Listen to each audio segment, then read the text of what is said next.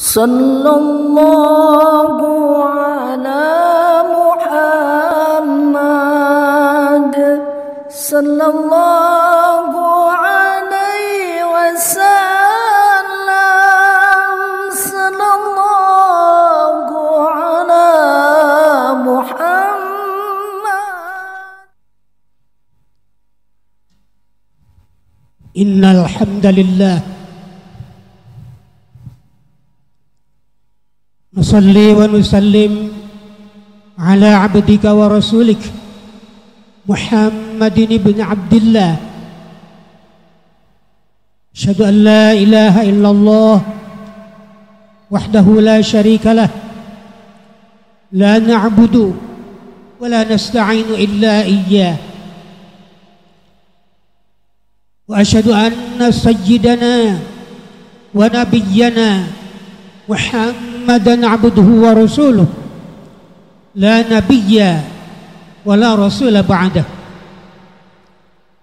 Allahumma fassalli wa sallim wa barik ala rasulillah sayyidina wa habibina wa syafi'ina Muhammad ibn Abdillah wa ala alihi wa ashabihi wa man tabi'ahu ila yaumil qiyamah.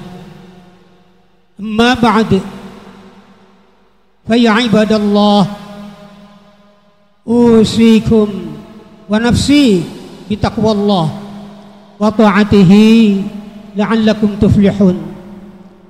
Wa qala ta'ala fi kitabihil karim, a'udzu billahi minasy syaithanir rajim, bismillahirrahmanirrahim, ya ayyuhalladzina amanu taqullaha ittaqullaha haqqa tuqatih wa la tamutunna illa wa antum muslimun. Shadaqallahul azim. Hadratil mukarramun, jama'atul jum'ah rahimakumullah. Alhamdulillah, puja kepada yang maha kuasa, puji kepada yang maha suci, tak henti kita persembahkan kepada Zat yang Maha Rabbul Izzah, pengatur yang gagah perkasa. Alhamdulillah, atas kudrat iradat Allah, atas izinnya kita masih diberikan kesempatan menjalani tugas sebagai Khalifatullah fil ardi, hingga kita sekarang sedang menjalani ibadah saum di hari ke-13 bulan Ramadan tahun 1443 Hijriah ini. Semoga segala rangkaian amal yang kita perbuat di bulan yang agung ini, di bulan yang suci ini, di bulan yang barokah ini, di bulan di mana amal-amal ibadah yang hukumnya wajib, maka itu akan setara dengan menjalankan 70 kewajiban di luar bulan suci Ramadan.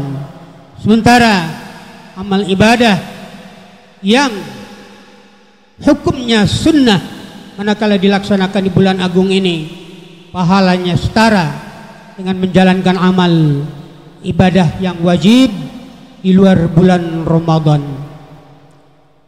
Beruntung sekali Allah memberikan kepada kita kemuliaan, keagungan, keberkahan bulan Ramadan. Sebab usia umat Nabi Muhammad sallallahu alaihi wasallam untuk mencapai kebahagiaan, mencapai ketenangan di alam akhir nanti, perjuangannya tidak seberat hamba-hamba Allah di zaman terdahulu, zaman nabi-nabi yang sudah, hingga mereka memerlukan perpanjangan usia. Ada yang 800 tahun hidupnya di muka bumi, ada yang 400 tahun, ada yang 300 tahun. Tapi umat Kangjeng Nabi Muhammad sallallahu alaihi wasallam yang kisarannya hanya seputar antara 70 sampai 100 tahunan, Masya Allah, tetap diberikan kemuliaan oleh Allah. Walaupun umur sesingkat itu, banyak hal-hal, momentum yang dapat melipat gandakan amal, pahala yang diberikan oleh Allah Subhanahu wa taala, sehingga semoga ibadah yang dilakukan selama ini khususnya di bulan suci Ramadan memberatkan timbangan amal kebajikan kita yaumul akhir. Amin ya rabbal alamin.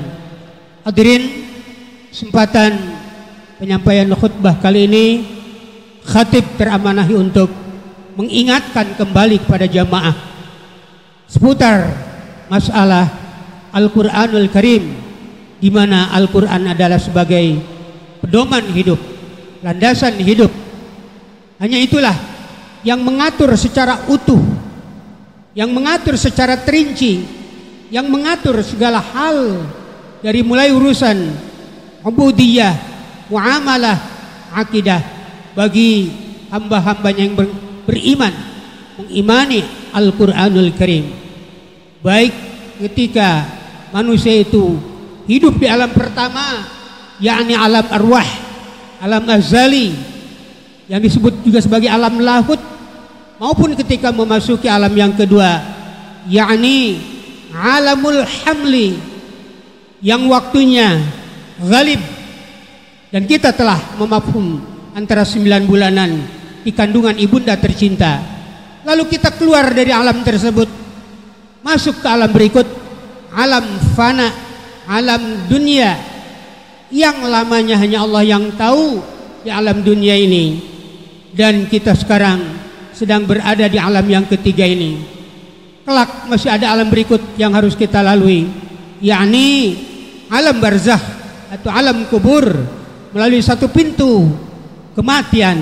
Al-mautu babun wa kullun nas dakhiluha, bahwa kematian itu adalah pintu, semua orang akan memasuki pintu tersebut, dan kita akan hidup di alam berikutnya, yakni alam barzakh atau alam kubur.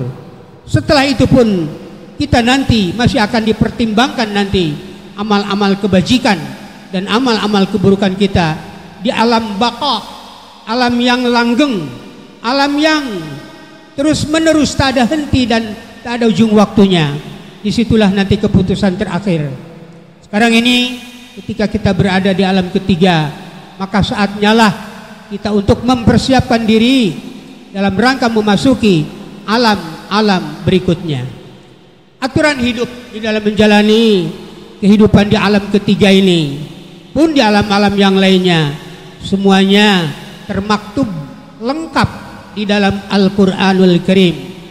Maka oleh karenanya, hanya itulah landasan, pijakan, dan sesuatu yang menjadi fondamen di dalam menata aturan-aturan kehidupan kita, termasuk urusan-urusan yang berkaitan dengan akidah, juga masalah-masalah yang berkaitan dengan muamalah, baik dalam konteks hablum minallah, juga dalam konteks hablum minan nas. Semuanya lengkap diatur di dalam 6666 ayat suci Al-Quran. Tentu dalam tempo yang singkat ini khatib tidak dapat menyampaikan apa saja aturan yang terinci dalam Al-Quran tersebut. Namun secara umum kita ini diwajibkan menjadikan Al-Quran sebagai pedoman hidup kita. Akan celaka sekali orang yang tidak menjadikan Al-Quran sebagai pedoman hidup. Allah Subhanahu wa taala mengkategorikan dia akan menjadi manusia yang kufur. "Waman lam yahkum bima anzalallah fa ulaika humul kafirun." Bagaimana termaktub itu di dalam surat Al-Maidah ayat 44.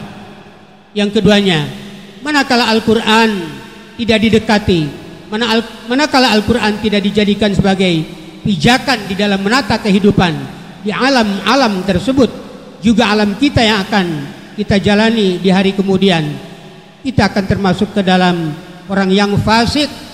Dan yang terakhir, manusia yang tidak mengindahkan kandungan Al-Quran, aturan Al-Quran, akan masuk ke dalam golongan orang-orang selain daripada kufur, juga fasik adalah orang yang zalim. Hadirin rahimakumullah, semoga bulan suci Ramadan yang beriringan di dalamnya diturunkan oleh Allah Subhanahu wa taala Al-Qur'an, kita dijadikan hamba Allah untuk memiliki ghirrah, untuk memiliki semangat, untuk memiliki rasa khidmat dengan landasan iman, Islam dan ihsan kita. Al-Quran dijadikan sebagai pegangan utama kita. Tak ada aturan-aturan kehidupan selain diatur oleh Al-Quran yang akan mendapatkan ridha Allah, rahmat Allah Subhanahu wa taala. Hadirin rahimakumullah, demikianlah barangkali sepintas mengenai yang berkaitan dengan landasan Al-Quranul Karim yang harus dijadikan sebagai pegangan.